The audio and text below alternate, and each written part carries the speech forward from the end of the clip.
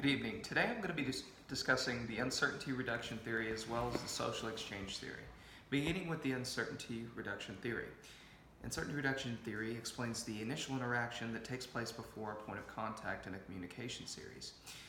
The theory basically states that people need prior uncertainty reduction before communicating, before verbal communication takes place with an individual. As communication increases, uncertainty decreases by rule. There are several different factors that go into uncertainty reduction. Nonverbal warmth, information seeking, self-disclosure, and reciprocity are ways that one can reduce uncertainty before verbal communication takes place.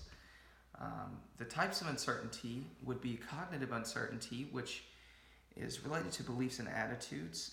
So basically, if you're going on a blind date, it would be the instance where you are wondering if your date is attractive, if she's pretty, what she looks like, things of that nature. The other instance is behavioral uncertainty, and it is based on appropriate behavior. So on a blind date, for example,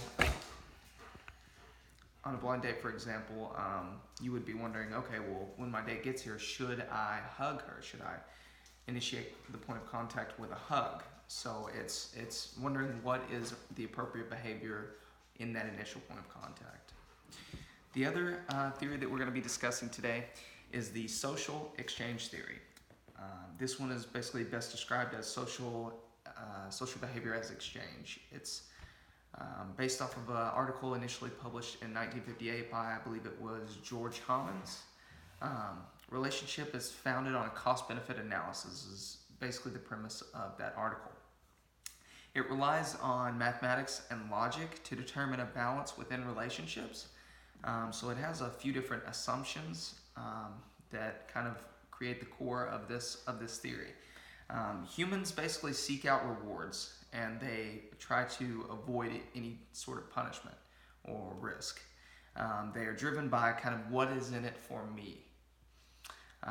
They want to maximize profit while minimizing cost or risk to themselves.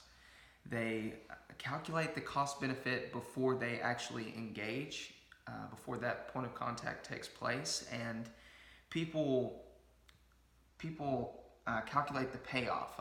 Okay, well, what am I going to receive? And then they also weigh that versus the potential risk or damage, I should say. It's very personalized, and it kind of works on a sliding scale. So this theory is less set in stone, and an example of it would be if someone enters a new relationship and they were abused in their childhood, or they just got out of a relationship where they were abused mentally or psychologically, they would be far less expecting in this new relationship. They would not have the same standard as someone who, for example, was in a relationship with a girl who was constantly showering them in gifts or showering them in affection. They would have a standard to receive at least the same, if not more, of something. So the social exchange theory just analyzes basically the give-take. What am I getting versus what I have to give in an interaction? Thank you very much, and I hope you all have a great day.